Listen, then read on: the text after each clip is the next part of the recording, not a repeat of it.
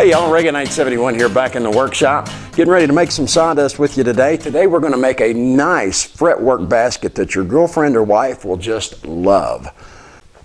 Now I've got a pattern for this available on my blog at reaganite71.blogspot.com. I'll put a link down in the description, and if you're on YouTube with a computer, you'll be able to click on the link here to go to it in order to pick up the pattern for it. The big thing that I want to teach you today, though, as a part of making this, is how to stack cut. That means more than one layer at a time so that you speed up the process. We've got two things that are alike on both sides of this. Both ends and both middles are the exact same thing. As a result of that, by stack cutting, we're going to get through this thing a whole lot faster than if we tried to do one side and then the other. And plus, there would also be issues then of evenness when it goes to sit on a table. So let's get to it. Now I'm going to use 1/4-inch oak plywood for this project. You could use hardwood, but plywood's a lot cheaper. And what I've done is I've taken the pattern, laid it out on the table saw. I'm going to move the rip fence over to there. If I had a plywood saw, I'd put it in. I don't have one right now. So what I'm going to do is make sure those teeth are as low as possible, but still be able to cut the wood. And the other thing I'm going to do is run some packing tape on the front and back side of the wood here, and that'll help eliminate splintering.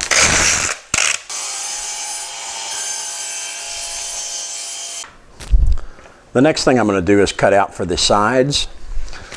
That's a nice long straight line right there. We want it to be really straight, so I'm going to put a crease in this once I get my pieces cut out, and I'm going to use the factory edge of both sides of the wood to get my nice flat piece. I won't have to cut that out, and they'll both be nice and straight.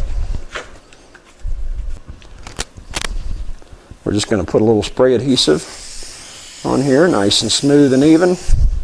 Now I'm just going to apply this to the top piece and get it squared away here, and then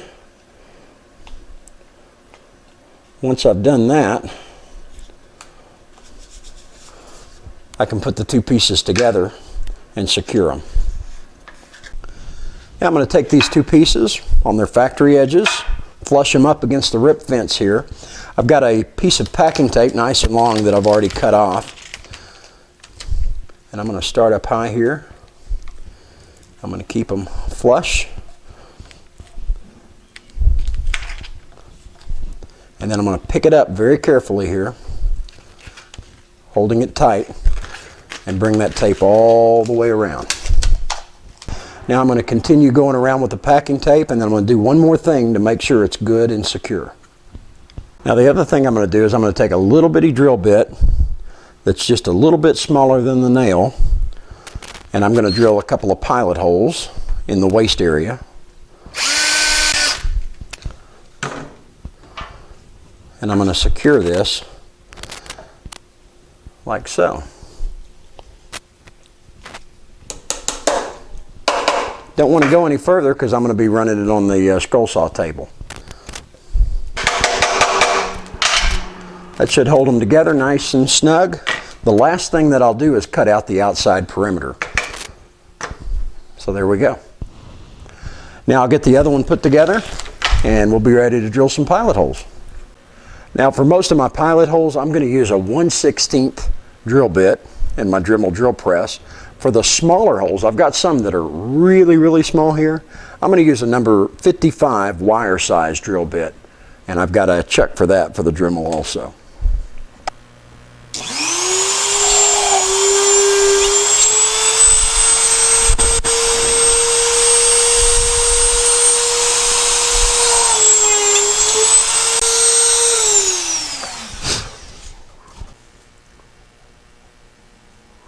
Let me show you the difference. This right here is a Olson number 5. It's got reverse tooth on it. And as you can see, it's a little bit beefy compared to the other one. The number 5 has got a little more thickness to it than the number 1 Galaxy. Let me take that off right now and show you here. This is a really thin number 1 Galaxy reverse tooth. Put them side by side here and you can see the difference. Here's your number 1, And then these are number 5 Olson. The thing that we've got to be concerned about, I like to use the thicker number 5 Olson reverse tooth. It's 12 teeth per inch. I like to use it on hardwood and anytime I'm stack cutting stuff. This number 1 is real good at getting into small holes, and we'll have to use it a little bit, but it's going to be extremely important that we make sure we're not putting any side pressure on this blade. What you're going to wind up with is, instead of getting a 90-degree cut in your stack cut, you're going to get a little cupping.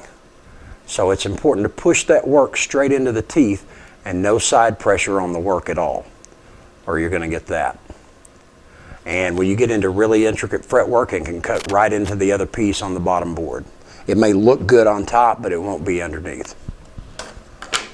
Now, another important thing that you're going to want to do before you start stack cutting is making sure that this blade is square with the table.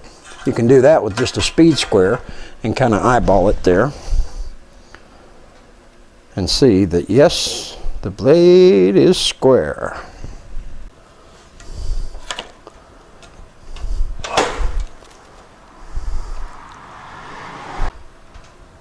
We got to have that blade good and tight. And now that we do, we're going to start making our inside cuts.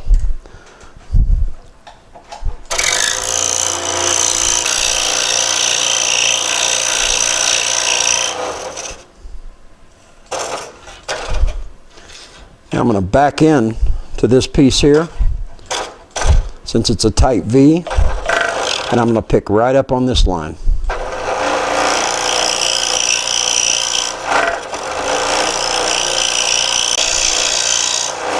If it starts to wander, you can come back a little bit.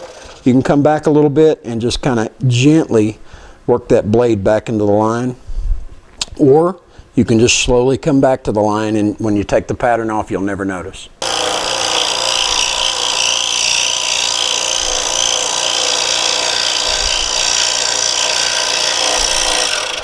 I think the thing that's most important is take your time and don't rush it. Don't shove the work through real fast. Just take your time and let the blade eat away at the wood. When you get to curves like this, you can use your foot pedal and pulse the power to the blade and come around at a speed that's convenient for you.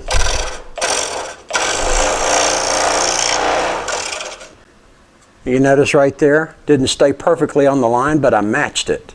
And that's okay, because when we flip it over, we'll see that it looks just fine.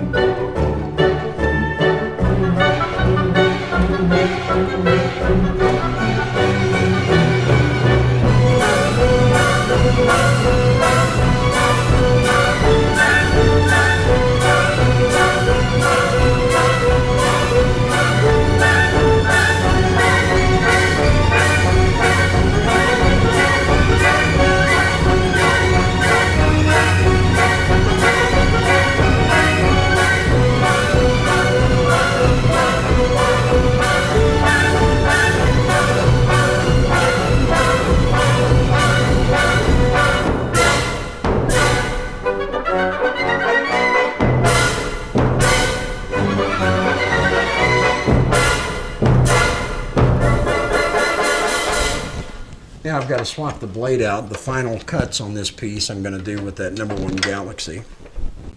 I've got a neat little storage system right here. It's just a magnet. I can put my blades on and come back to later. Hear what that sounds like? Here's what we want.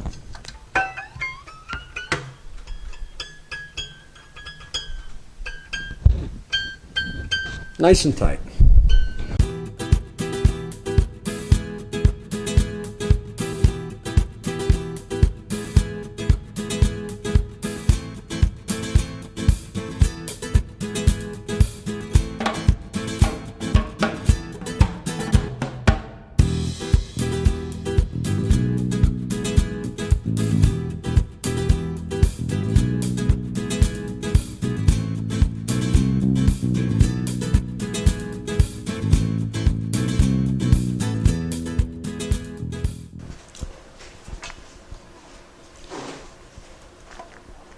Now at this point I'm going to cut out all the perimeter there.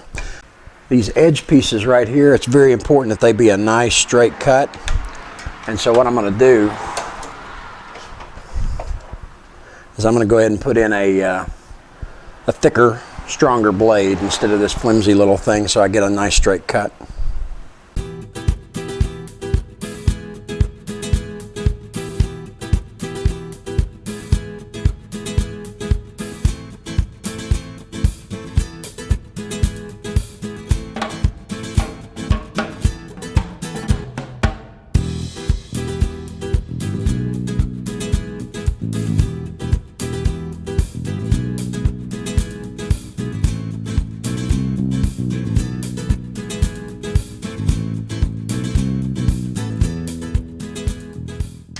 Well, let's see how she looks now. Here's our bottom piece that we cut out. Looks pretty good. Now when we're cutting the sides out, here, and the two on the other side, these square holes are very important. It's important that we get them nice and square and that they fit up, because our little nubbings that we cut out on our sides are going to drop right into there.